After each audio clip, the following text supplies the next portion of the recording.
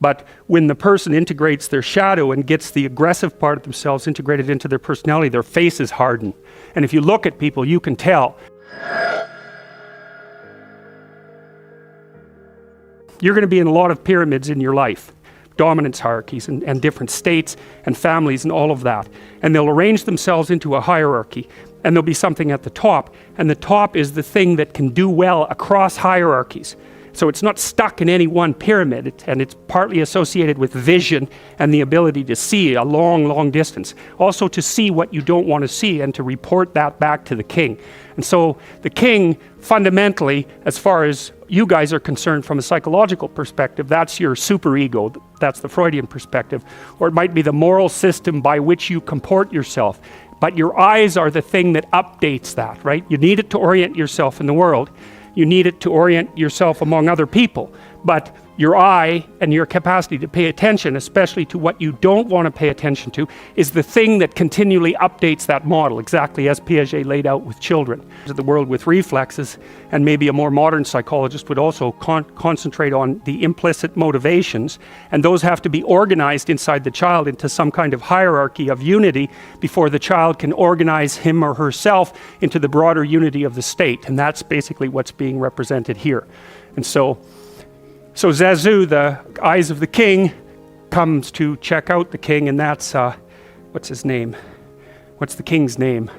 Mufasa, yeah, and he's a very regal-looking person, lion, and he stands up straight and tall, and that means that he's high in serotonin, because serotonin governs postural flexion, and if you're dominant and near the top of hierarchies, you tend to expand so that you look bigger than you could if you shrunk down. And so if you're a low dominant person, you wander around like this so that you look small and weak, and you don't pose a threat to anybody. But if you're at the top, you expand yourself so that you can command the space, and that's why he has that particular kind of regal posture. And if you look at his facial expression, you see that it's quite severe. He's capable of kindness, but he's also harsh and judgmental, and that's what society is like. That's what the superego is like. And what that means is that he's integrated his aggression. And I've seen this happen in my clinical clients when they come in and they're too agreeable. They look like Simba looks later in the movie when he's an adolescent, and he's sort of like a deer in the headlights. Everything is coming in and nothing is coming out. But when the person integrates their shadow and gets the aggressive part of themselves integrated into their personality, their faces harden. And if you look at people, you can tell, because the people who are too agreeable look childlike and innocent, and the people who, well, a hyper-aggressive person will look, mean and cruel. But let's see if that's good. That's still working. So, but I've seen people's face change in the course of therapy.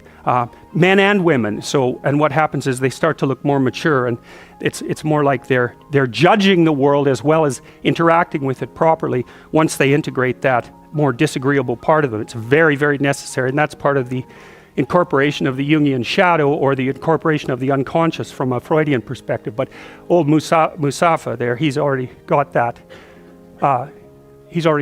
covered. So, and he's capable, obviously he can smile, and he's capable of the full range of expressions, but he's a tough-looking character. The lion is an apex predator, and so, which means it's at the top of the food chain, roughly speaking, and it's sort of golden like the sun, so that's also useful. And it has that mane that makes it look majestic, and of course it's very physically powerful, and it's intimidating. And so it's something that you run away from as well, right? Or you're awestruck by. So the fact that, it's like Snail King just doesn't make any sense, right? But Lion King, that works. And you got to think about those things, because it's not self-evident why a lion would work as a king, but a snail wouldn't. All right, so now Mufasa has taken Simba up to the top of the pyramid, right? So that's the aluminum place, let's say, or the place of the eye where you can really see a long ways, and he's explaining to him what his kingdom is going to be. And you see the sun, of course, appears at that to begin with, and that's another hint about being at the top. That's the illuminated part of the pyramid. And so they're up there talking, and what Mufasa tells Simba is that his kingdom is every place the light has touched. And that's so brilliant. So one of the things you'll notice if you move into a new apartment, you're like a cat. Cats don't like changing houses, and they have to zoom around in every corner to see exactly what the hell's going on there before they calm down. They need to know where they can hide and where the potential dangers are. And what you'll find if you move into a new place, that you will not be comfortable there until you've investigated, potentially cleaned and repaired every single square inch of it. The more attention you pay to it, the more it'll become yours. And that's far more than mere like material ownership, which is also relevant. But in order to feel comfortable somewhere and to dominate that place, to be enmeshed in that place, you have to attend to it. You have to shine light on every corner. And you have to do that with yourself and with your relationships as well. And so anyways, Mufasa tells Simba that his kingdom is everything that the light shines on. And that's exactly right. And then there's a metaphor there too, which is that what you've shone light on, which is what you've come to understand and master, is surrounded by an other world of all the things that you don't understand. And some of those would be natural things, and some of them would be tyrannical things, and some of those would be things you don't want to know about yourself. But they're outside of where you've managed to shine the light. And so that's exactly what Mufasa tells Simba. He says, we live in this pyramid, we're at the top, there's a domain of light around it that's explored territory. Outside of that, there's unexplored territory, and that's partly the unconscious, because you fill it with fantasy, and it's partly what you just don't know. And then Mufasa tells Simba, and it's sort of like God telling Adam and Eve in the Garden of Eden not to eat the apple. Mufasa tells Simba, there's this outside place that's dark, that's not part of your kingdom, and you should not go there. And that's really interesting, because Simba doesn't even know about that place yet. And so Mufasa is doing something very contradictory there. It's like telling him that it exists, and heightening his curiosity, but also saying that he shouldn't go there, almost ensuring that that's exactly what Simba is going to do. The state puts pressure on you to regulate your emotions, positive, negative, and positive, and it crushes you. It crushes the life out of you, a lot of it. And so you end up, your age, and you're all mopey because especially because you've been forced to sit down in school for like 17 years.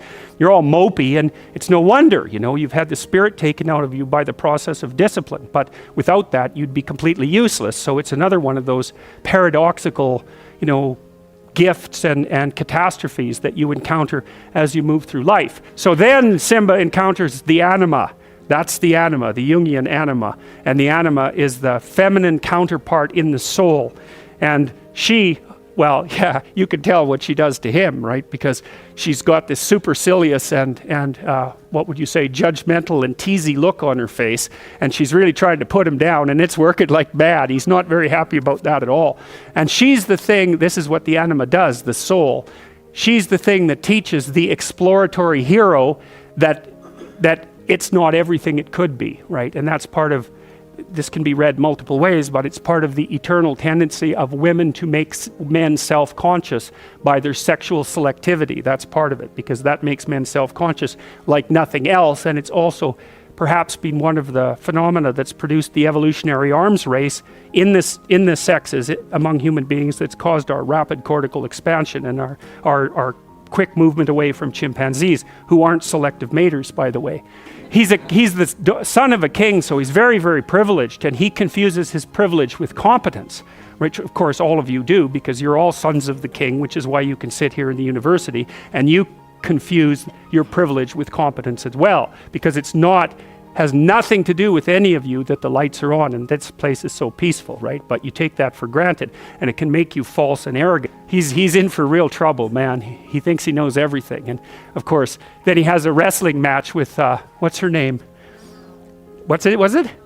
Nala, yeah, he has a wrestling match with Nala, and she just pins him every time, right? Got you again, pinned you again.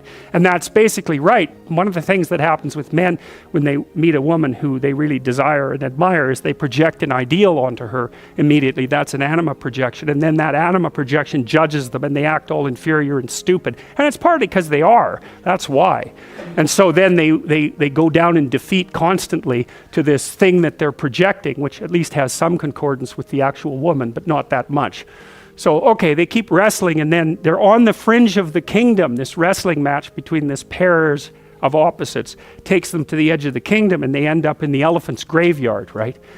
And there's bones everywhere. And so now they're out into the kingdom of death. And what that means is that these two kids, as they've grown up, encounter death, right? They go outside the light, and it's very, very shocking for them.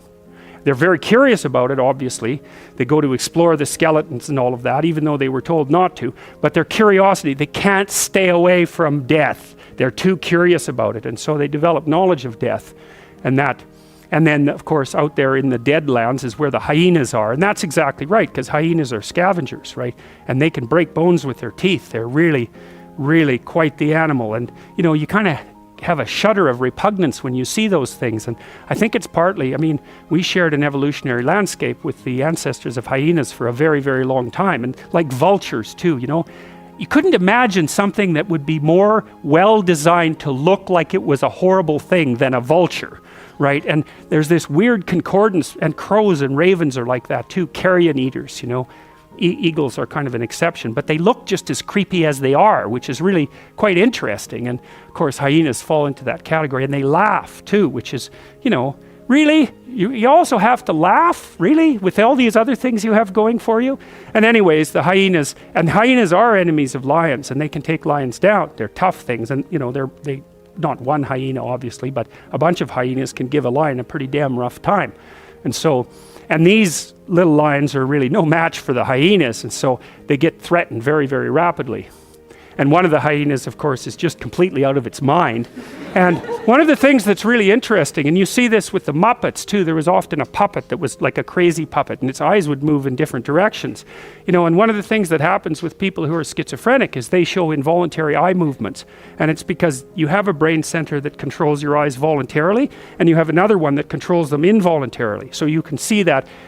Look ahead and try to move your eyes smoothly back and forth. You can't do it. You'll see that they jerk. Hey?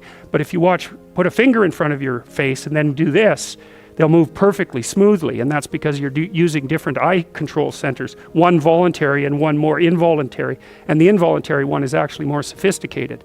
And so in schizophrenics, the involuntary eye control centers tend to disrupt the voluntary eye control centers, and that's likely part of the hallucinatory process, you know, because you have the ego in the schizophrenic that's being disrupted by processes underneath, fantasies and that sort of thing, and that looks like it's reflected in involuntary eye movements, like dream movements. So anyways, so much for the crazy hyena, and they're in real trouble. Now the king's eye, who's supposed to be keeping an eye on this and was supposed to be watching Simba, is trying to intervene, but I mean, look at him. He's like a delicious little bird, and so that's not working out very well.